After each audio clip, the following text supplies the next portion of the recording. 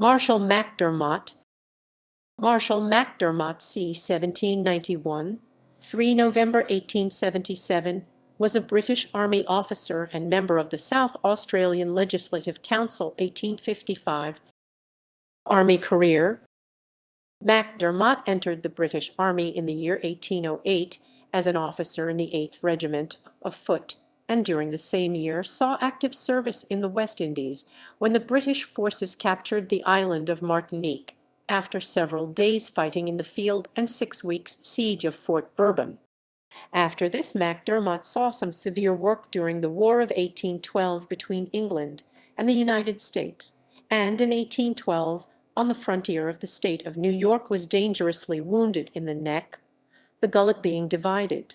In the winter of 1814-15, he was the bearer of a dispatch from Montreal to Upper Canada, announcing the termination of hostilities.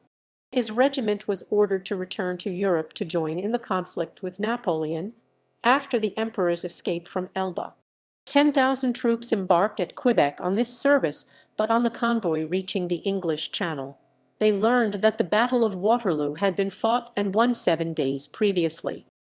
After this MacDermott served in the United Kingdom and the Mediterranean, and found time for a tour through France, Switzerland, and Italy. At Argostoli, in the island of Cephalonia, he became acquainted with Lord Byron, who entrusted him with the 3 last cantos of Don Juan. Subsequently he was with his regiment in various parts of the United Kingdom till the year 1829, when he resolved to sell out of the army and emigrate to Australia. Business career in Australia. In the following year MacDermott, with several other officers who had sold their commissions, emigrated to Western Australia, and he settled as an agriculturist on the Swan River, where he purchased 5,000 acres, having also the right to select a large block of over 20,000 acres, according to the regulations on account of property and servants be introduced into the colony. The first bank at Swan River was started through MacDermott's suggestion and exertions, backed up by colonists of influence and means, and he was appointed manager. 5 years afterwards the Bank of Australasia proposed to amalgamate with the local institution, and this being agreed, sent a manager from London, who died before the bank was opened, and MacDermott was made manager of the new bank.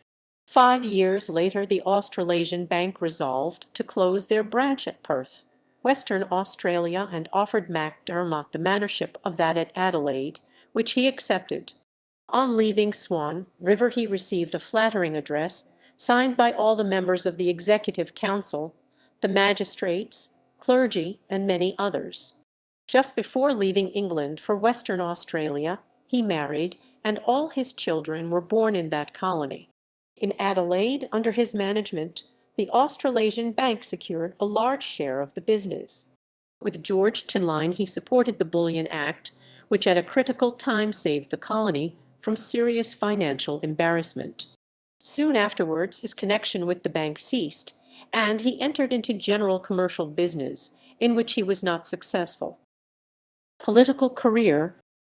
In the year 1855 MacDermott offered himself as a candidate to represent the Noarlunga district, in the old mixed council, composed of 2/3 elected members, and 1/3 nominees, but was defeated, and accepted a nomination. MacDermott was soon afterwards appointed chairman of committees. MacDermott was member of the council from 25 October 1855 until it was abolished on 2 February 1857. MacDermott then represented Flinders in the South Australian House of Assembly from 23 February 1857. Late life and legacy. In 1859 MacDermott was appointed a special magistrate, and presided at the Wollonga and Morphett Vale courts till removed to the north, where he administered justice in the local courts of Redruth, Clare, Auburn, and Reverton. After 10 years' service as a stipendiary magistrate, MacDermott retired and received, on relinquishing his post, 2 gratifying addresses, one from the members of the bar practising in the northern courts, and the other from all the magistrates and numerous other residents of the district. MacDermott always took a very warm interest in religious matters, particularly in connection with the Church of England, of which he was a member.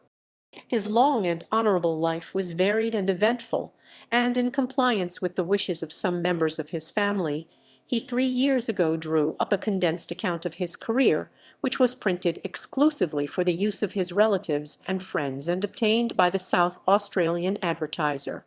MacDermott was survived by a widow and 3 daughters.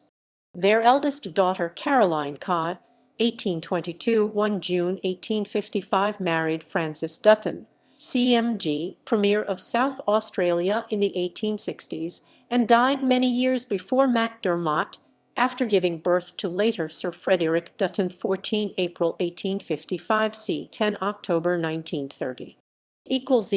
References